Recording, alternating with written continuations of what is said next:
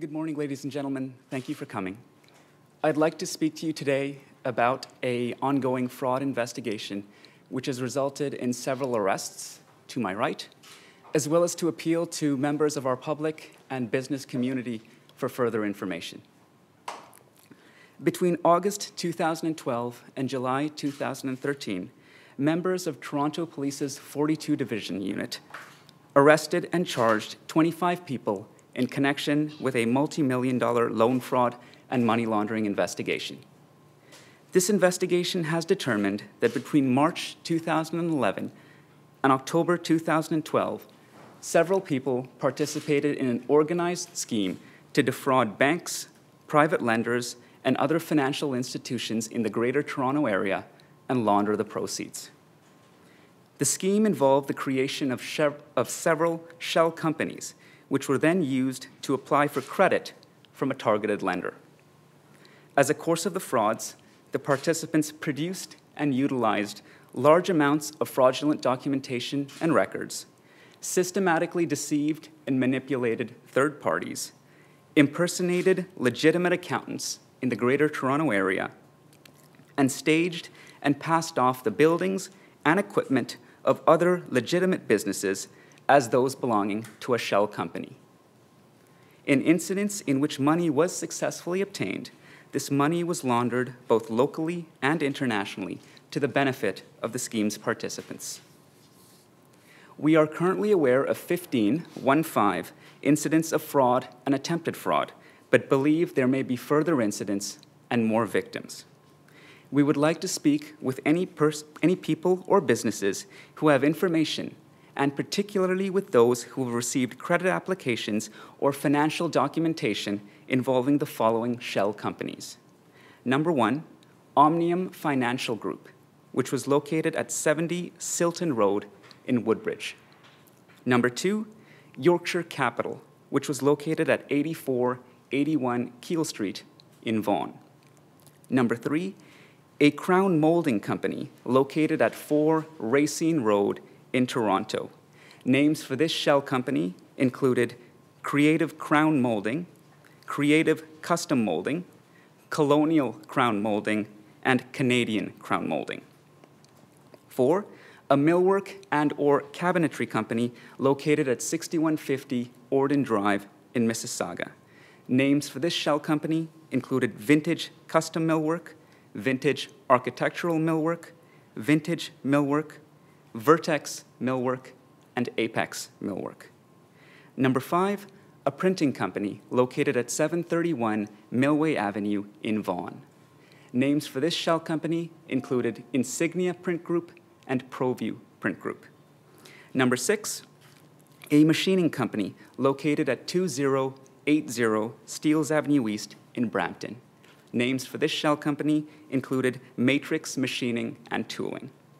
Number 7, a granite and stone fabrication company located at 450 Limestone Crescent in Toronto. Names for this shell company included Global Granite. And finally, a woodworking company located at 1760 Myerside Drive in Mississauga. This shell company went by the name of Shanker Woodcrafts, although there may be others. I would like to thank members of the public whose assistance in this investigation thus far has been nothing short of invaluable. I would also like to thank members of other police services, including the Halton Regional Police Service, the Peel Regional Police, the York Regional Police, the South Simcoe Police Service, the Durham Regional Police Service, and the Ontario Provincial Police for their assistance as well. I invite those of you present to ask any questions you may have, but please understand that as this matter is now before the court, I am limited as to what information I can provide. What dollar figure are you guys putting at this point? The total value of the frauds, both attempted fraud and successful fraud, is approximately $8 million. So these 25 people arrested were throughout the last year? Were all the companies working together? The persons arrested have been arrested between August 2012 and July 2013. The people arrested are involved in varying degrees, in varying aspects of the investigation. Some of them laundered money, some of them participated in fraud. The charges that have been laid based on the evidence we have received in regard to their involvement, and that's where these allegations stem from. So how long have these companies been around? You could say shell companies, so a year, 2 years? Some of these shell companies existed for only a matter of weeks, sometimes a matter of months before they were used in the manner they were used. Are we talking about major lenders, major banks, and financial institutions being defrauded, or? Can you define major for me, please? Well, let's say Royal Bank, TD Bank, some of them. The businesses and institutions that were targeted are significant players in the financial industries. They are, without specifying who they are companies we all deal with on a regular basis, yes. Did you recover the money? Some of that money was recovered, both by civil processes that were started by the victims themselves, as well as some of it was frozen in other accounts. So how many victims would you estimate? Approximately half a dozen businesses were targeted. So take us through it step by step. So these people would go in, pretend to be an accountant sometimes, apply for a loan, allegedly. Just explain to me what would happen. The entire story is about fooling a lender into thinking a company is a legitimate company in need of financing. So in a typical scenario, an employee of a business would be approached by an individual stating he was an accountant, a renowned accountant, and that he had a connection to a particular business. That business would be a shell company. This accountant would provide large amounts of documentation, business records, financial documents, all with the intent of fooling the financial representative of that bank or financial institution into thinking this was a legitimate deal. As part of the fraud, a representative from a targeted lender would attend a bank, would attend a location that was represented to be a legitimate business. There he would meet the owner of the business, he would meet people who represented themselves as employees of the business, he would see equipment and a building that would fool him into thinking this was a legitimate deal. In cases where this individual or this organization was successfully fooled, the line of credit would be granted, and then funds from that line of credit would be withdrawn and laundered through an established process of people who were willing to participate in that. So all of these people, like the supposed owners, the employees, they're all in on it? The investigation determined that in some cases, owners of some of the buildings and equipment that was being represented as a shell company were involved in the scheme. And how are you alleging that all of these people are connected to each other? Did they all come together for this one purpose? Do they all know each other? Are they friends? Due to the ongoing nature of the investigation, I cannot get into that at this time. So the shell companies and their real estate or equipment or whatever these people that were frauded were shown, were they also involved in legitimate business? Or was this all just props?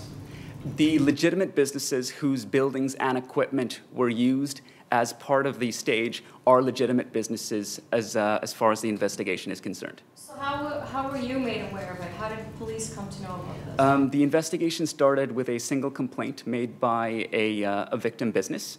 As a result of that, of a victim bank or financial institution. As a result of that investigation, evidence was located which led investigators to believe this incident was related to other incidents, and then the entire matter was investigated as one organized event. So when you say you believe there may be more victims, more financial institutions, or more shell companies out there as well? Both. Do this group target any communities? For example, the Asian community in the 42 division, anything like that? As the investigation suggests that these people targeted everybody and anybody who was willing to grant credit or a loan. So if you had like a woodworking company, they didn't actually make any wood and sell any product. The legitimate business, which existed at a location, did engage in legitimate business. So there would be equipment there would be staff, there would be people working there. However, during the course of a fraud, some or all of the items that would normally be in that business would be either taken away or moved aside or replaced with items to facilitate the fraud. So the actual business itself isn't necessarily doing the fraud, but they're involved in the fraud, like lending their business to the fraudster for the day kind of thing? Basically. Lending money can be risky. When does getting ripped off or giving out a bad loan sort of become a crime? Where's the line there? The crime is predicated on the intent of the person or persons applying for the loan. In this case, the entire premise of the loan was entirely a sham designed to fool an individual into granting credit. There was no honest intent. There was no intent to use that money for a legitimate purpose. It was strictly designed to defraud a lender. Where was the money going? A lot of the money stayed in Ontario. Some of the money went to the United States. Some of the money went to Hong Kong. Some of the money went to Switzerland, where some accounts had been set up specifically to receive money that had been obtained this way and then funnel it back to participants. Are the accused Canadian citizens, all of them? Many of them are, yes.